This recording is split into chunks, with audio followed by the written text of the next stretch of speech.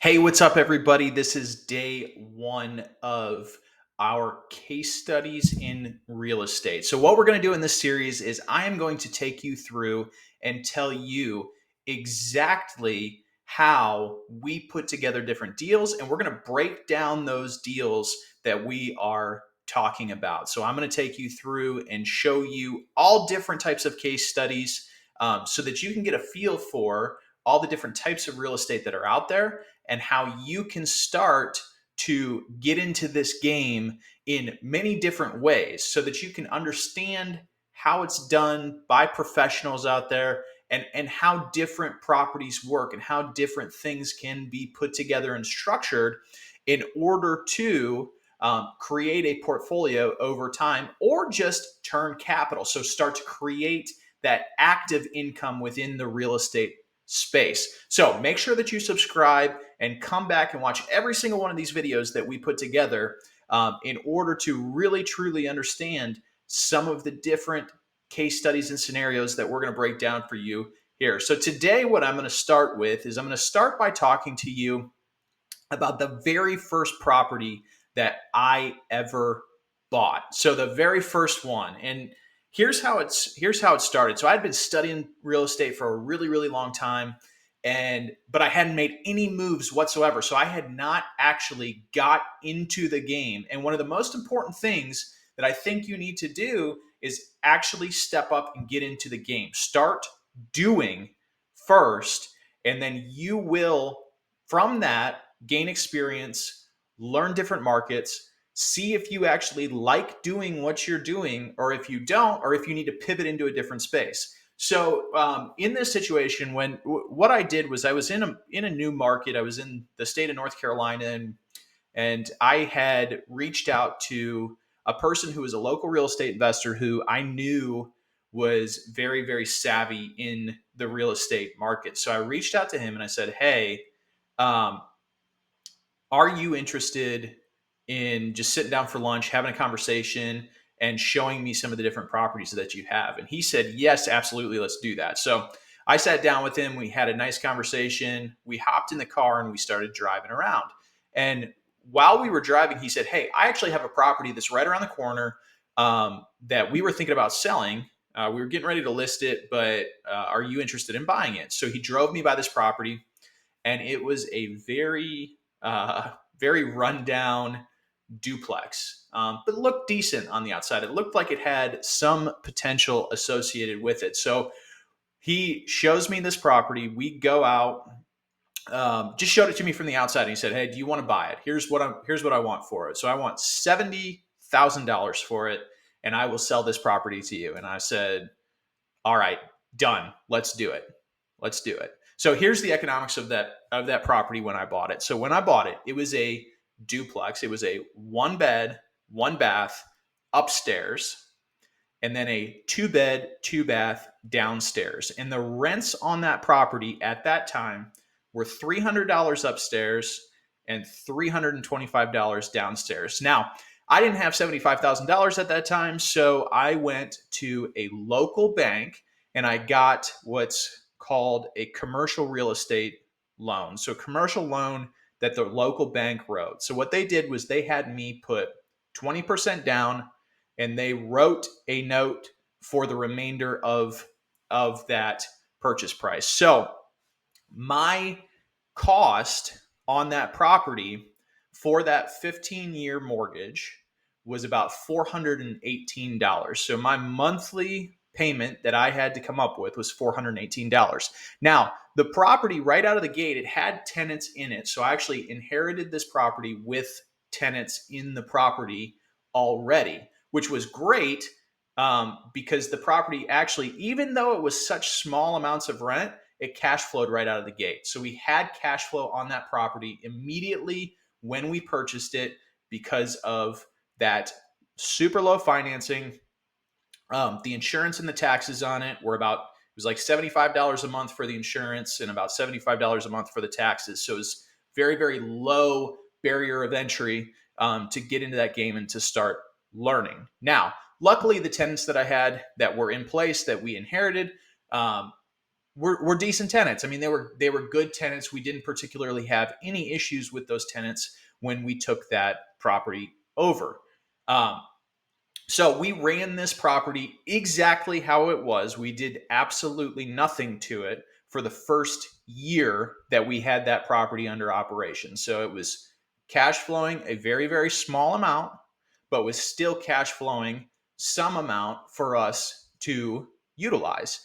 So then what happened as time went by? We actually had the upstairs unit moved out. So the one bed, one bath upstairs moved out at that time, about a year into ownership of this property. And what I did was I stuck a sign in the yard that said for rent, uh, and I got about 20 phone calls right away saying, "Hey, we want to rent this. We want to rent this property for you." So showed the property a few times.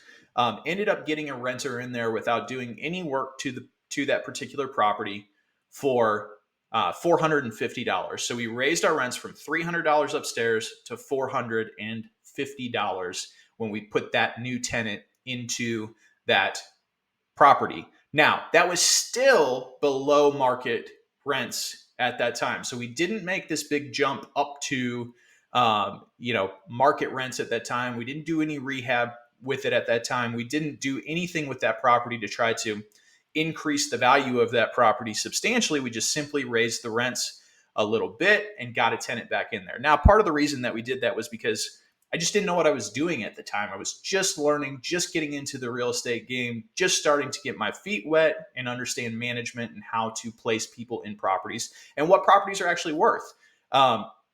So a little bit more time went by. It was about 3 more months, and the tenant downstairs had moved out as well. So when that tenant moved out, another tenant moved in immediately. It was actually a family member of that tenant who wanted to rent that property. We moved that tenant in at a rate of $600. So the two bed, two bath downstairs, we raised the rent on it from $325 to $600 when we moved that next tenant in. So at this point, we still have that $418 mortgage. We have those low expenses and overhead associated with the taxes and insurance. And we now have a property that is generating about $1,000 per month worth of revenue coming in. So we increased our cash flow by not doing really much of anything to that property at that point in time to generate that additional cash flow. So about a year later, both of these tenants ended up moving out. So the upstairs tenant and the downstairs tenant ended up moving out. And this gave us a huge opportunity to add tons of value to this particular property. So what we did was they moved out, and we had started running a lot of different vacation rentals. We had acquired a lot more property. We started to get relatively good at what we were doing.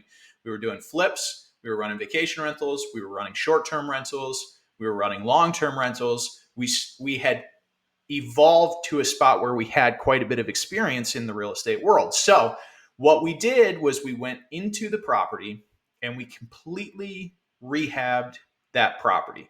We spent $65,000 rehabbing that property, and we did something very, very specific on this property. So it was a duplex. It was an over-under duplex. We actually turned it into a single-family home. We took it from a 1-1 upstairs and a 2-2 downstairs and turned it into a 4-bed, 2-bath property when we did that rehab. So we put $65,000 into that rehab in order to do that. Now, why would we take a duplex and turn it into a single family home? What sense does that make? The reason we did it in this particular property is because we were in kind of a touristy town, and we knew that we had a lot of potential with running that property as a short-term rental. So because of that, what we wanted to do was create a situation where we thought we could maximize our revenue associated with the short-term rental market. And we knew that an over-under duplex causes lots of problems in the short-term rental market. It is very, very difficult for you to put a tenant upstairs or put a guest upstairs and put a guest downstairs at the same time because of the noise carry between those two properties. It just creates an experience for that guest that's not a great experience. Now, we also knew that a 4-2 in that particular market was going to do better than having those two separate units in that particular market. And it was very easy to convert this thing back into a single family home from a duplex at that time.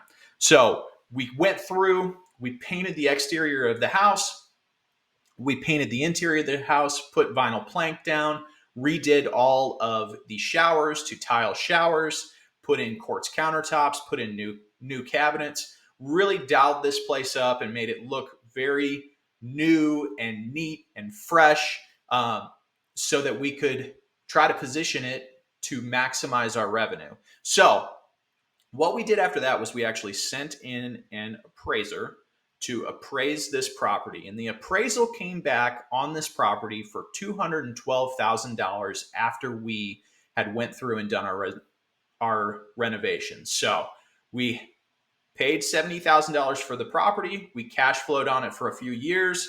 We then put $65,000 additional dollars into the property to rehab that property. And then we went and got an appraisal done. And the appraisal came back at $212,000.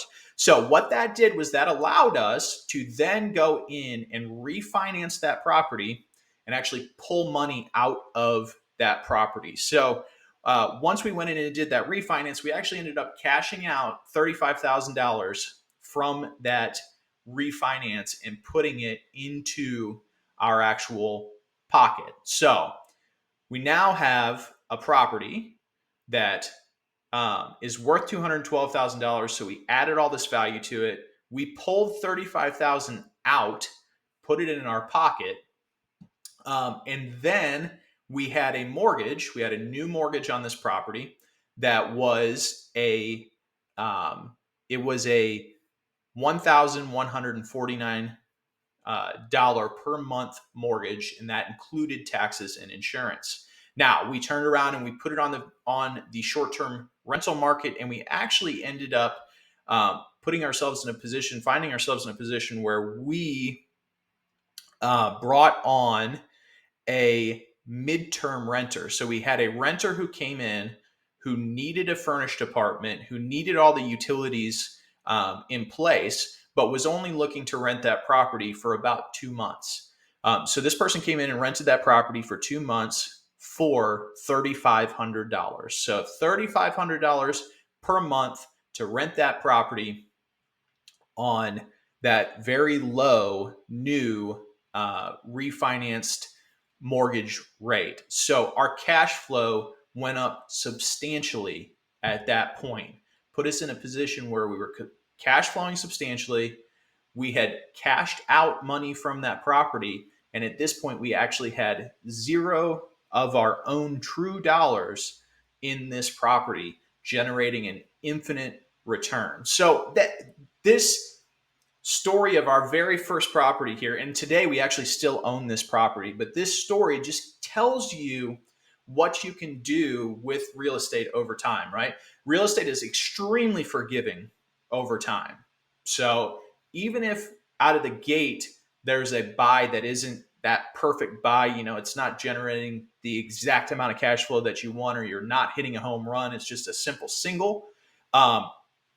Over time, you can implement new and different strategies as you learn and as you grow that portfolio out in order to generate more and more as time goes by. So thank you for joining me today. This is our first case study of a particular real estate project. We're going to do a whole bunch more. I want you guys to tune in, subscribe, make sure you listen to all the videos that we're going to put out on all these different types of strategies, these different case studies, these different deals that we have done that we'll break down and explain to you. Thank you all and have a great one.